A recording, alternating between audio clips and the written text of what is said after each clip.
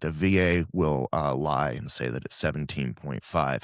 The bottom line is that there is no database that you can plug a person's name into to identify whether or not they were a veteran. And when a coroner determines the cause of death, if there's not a clear cut suicide note or indications of suicide, it'll likely be ruled a accidental death. The rates of suicide do not account for deaths of despair like overdoses, car accidents, UIs, and things like that. And so the bottom line is, and where I'm trying to get with this, is that the rate of suicide amongst veterans is actually much, much, much higher than what we represent it to be. And we also don't actually know how many veterans kill themselves in a given day, but we know that it's at least 40. Wow. Wow. Yeah, that's very, very sobering. Welcome back to Inside Pharma Leadership. My name is Keith Willis, and I am your host. I am joined today by Marshall Spring, and today's conversation tackles a difficult but important topic: veteran suicide and what we can do about it.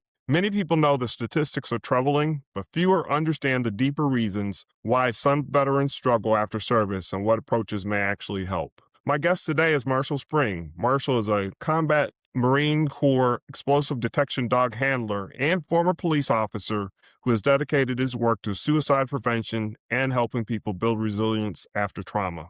Through the Combat Recovery Foundation, he leads resilience training, retreats, and ongoing one-on-one coaching designed to help veterans, first responders, and others who navigate difficult life transitions. Marshall, welcome to the show. Thanks for having me on. No problem at all. Looking forward to our conversation. If you could start out by telling us a little bit about your background and what led you to focus on suicide prevention and resilience work. Yeah, happy to. So I joined the Marine Corps at 18, right after 9/11, and worked as an explosive detection dog handler.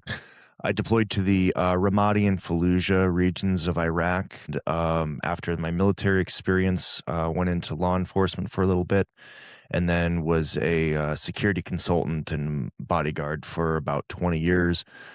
In 2019, my business partner, who was a Marine, very unexpectedly shot himself. And at that point, I sold my companies and started working in suicide prevention. And in 2023, I founded Combat Recovery Foundation, which is a nonprofit focused on suicide prevention for veterans. We are, every single one of us, suffering from an allergic reaction to isolation, but this seems to impact our veterans more. And I think that the reason for that is because they come from an experience of, a lot of purpose, a lot of belonging, a lot of community, brotherhood, sisterhood, common mission, all of that. And when they transition into the civilian world, it's a very abrupt transition, and they go from that experience to a complete lack of purpose, belonging, identity, community. And so we've created Combat Recovery Foundation to give them a common mission and a common goal to recreate those resilient communities here in the civilian world for themselves so that they can thrive and show up every day the best version of themselves. So, when you talk about isolation, can you talk a little bit more about that? I would say that most people think PTSD and things like that, but it sounds like it's a little broader than that. Just people, whether you've, been in combat or not, that you can have some situations where you feel isolated once you transition back to, civilian world. Yeah, PTSD and traumatic brain injuries and other types of mental and emotional injuries definitely play a part in getting a person to where they might be feeling suicidal, but ultimately isolation is the largest and most impactful cause of suicide. Community is the solution to isolation, and so that's why fostering community is the tool that we utilize to combat suicide. Yeah, it's interesting. When I was transitioning out of the military, I went through recruited junior military officers, and the one thing they talked about is that in civilian world, the mission's not 24/7. You're expected to go home, see your family, do those type of things. And even though soldiers oftentimes will go home, it's still 24 hours, and you're always together. So it definitely is a very different mission. And, isolation can definitely play into that. And I think some people do definitely understand that.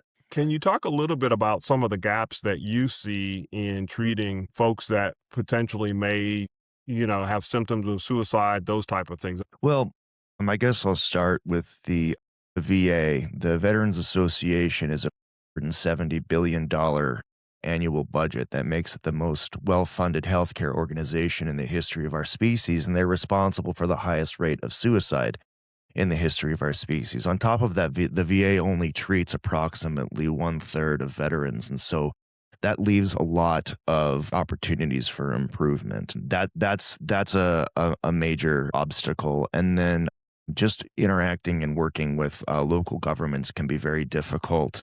For instance, we've got access to classrooms and facilities and fishing ponds and 1,000 acres where we could be doing programming, but Larimer County is making that very difficult to the point of near impossible to do that. And so, our governments at the federal level and the local level will tell us until they're blue in the face that they want to help, but when it actually comes to the rubber hitting the road, there's crickets. And so, in fact, it's worse, they get in the way. We've got to change how we prioritize serving our veterans, and really, we're focused on veterans, but this is an issue that's affecting every single American. So the way that we interact with people who are experiencing isolation, depression, suicidality, burnout, all of these, problems, we've got to be more innovative and more willing to address those things head on. So tell me a little bit about what you guys are doing to do some a little bit more innovation. I know that we talked a little bit about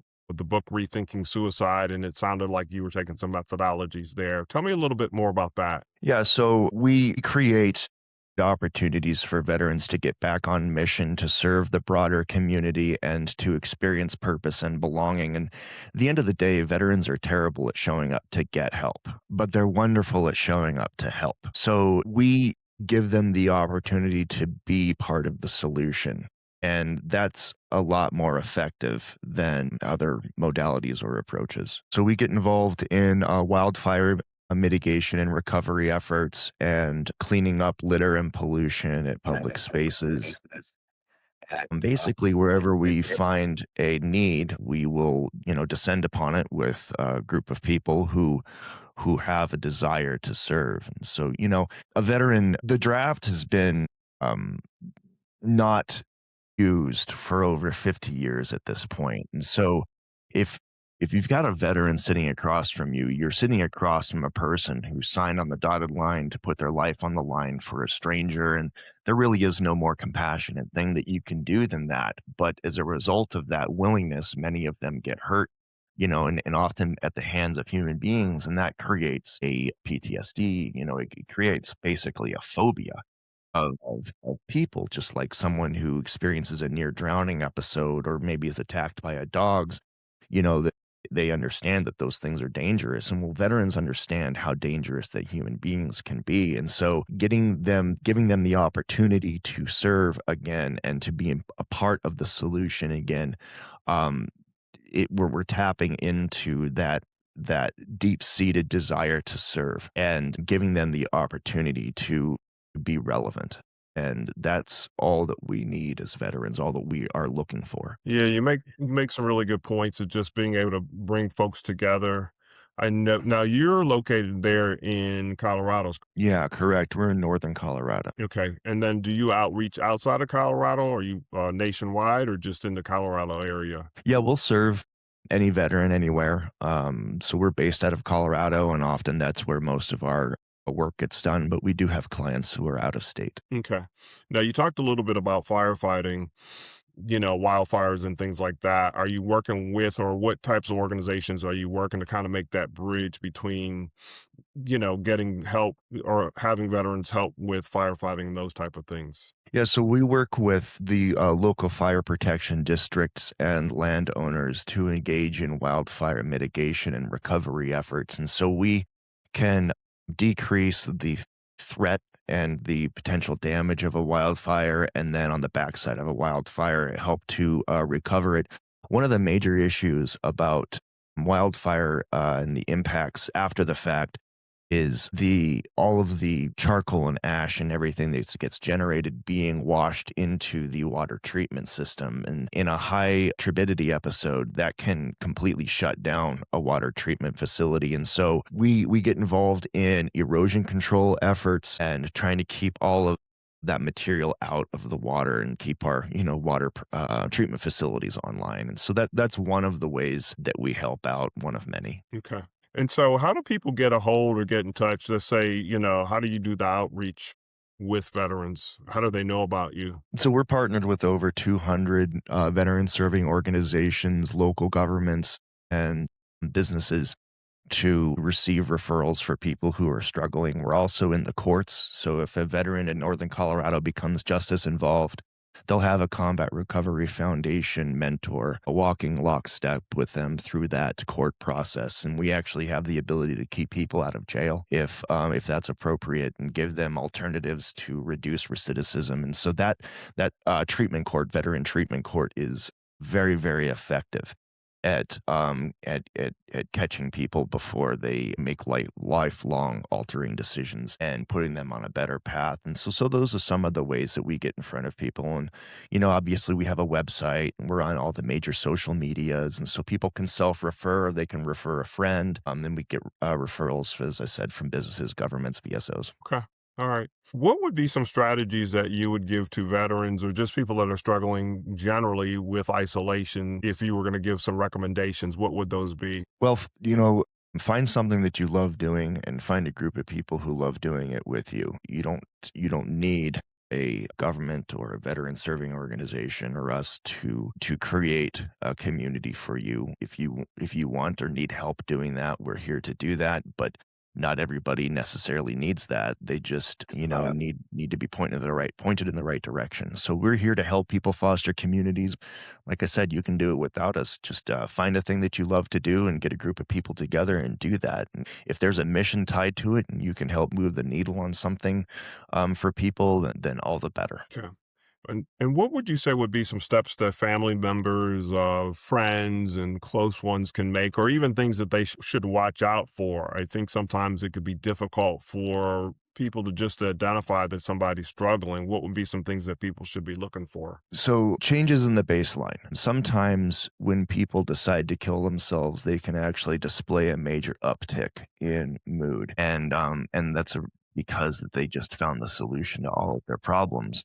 Also major downticks in mood, or obviously a red flag, but just looking for deviations from the baseline. People who are behaving differently than they typically do, isolating, making jokes about our comments around suicidality, or just things that you want to check in on and see if they're actually serious about that. We're not the word police over here. People can make dark jokes about things. I know I certainly do, but you just want to check in and see if that's the case. And, if you have an individual who's struggling, you can refer them over to us and we'll help them put them on a path to recovery. But you can certainly, interpersonally help that person make those changes. And so, help the individual identify things that they love to do or they used to love to do, and try and get them re-engaged in those things. Okay. What other questions should I be asking you in regards to Combat Recovery Foundation? Well, that's a great question. Gosh, I guess I will just give you a quick overview of how we operate. And so we've identified that isolation is the problem and community is the cure. And occasionally there are people who being involved in a community of a group of people is just a step too far for them. So for that purpose, we've created the peer coaching process by which they can meet with a person who's safe one-on-one, identify their goals and identify resources to achieve their goals. And then the third thing we do is education and advocacy. And that's part of what I'm doing right now, chatting with you and getting the word out about this problem. And I guess to answer your question more directly, I think something that everybody needs to understand is that we often hear that 22 veterans kill themselves in a given day. The VA will lie and say that it's 17.5. The bottom line is that there is no database that you can plug a person's name into to identify whether or not they were a veteran. And when a coroner determines the cause of death, if there's not a clear cut suicide note or indications of suicide, it'll likely be ruled a accidental death. The rates of suicide do not account for deaths of despair like overdoses, car accidents, UIs, and things like that. And so the bottom line is, and where I'm trying to get with this, is that the rate of suicide amongst veterans is actually much, much, much higher than what we represent it to be. And we also don't actually know how many veterans kill themselves in a given day, but we know that it's at least 40. Wow. Wow. Yeah, that's very, very sobering. Now, to be a peer to peer mentor, do you need to be a veteran? No, not necessarily. If you're trying to sit down with a veteran and talk about their combat experience or something, that they've had experience that you haven't, that's probably not a good fit. But if that veteran, is trying to learn how to be in a particular type of trade or is trying to improve their financial situation, if a person has a skill set that's relevant to what that person is trying to achieve, then that would make them a good coach. Okay. All right. And then if somebody wanted to sign up, what's that process? Yeah, so you can sign up on our website. There's, buttons all over the place that says join us. And then you just fill out a pretty simple form. It's just a couple of questions, and then we'll be in touch and get you out to a training and then start putting you in front of people who can use your advice. All right. Well, Marshall, I really appreciate your time. Where should we look for you and what's your information and how can we reach out to you? Now you can find us at combatrecoveryfoundation.org. The Cardiac Research Foundation took CRF. We had to spell it out in our URL. So we're combatrecoveryfoundation.org. You can find us on all major social medias. We've got documentaries up on YouTube and more videos coming. And so if you want to learn more about us, YouTube is a great place to start. I answer the phone at CRF. And so if anybody's got questions or wants to learn more, you can just pick up the phone and give me a call, shoot us an email. I always make myself available to people who are wanting to learn more and get. Well, Marshall, again, thank you. Marshall Spring, Combat Recovery Foundation. Thank you. Thank you very much. Thanks for having me.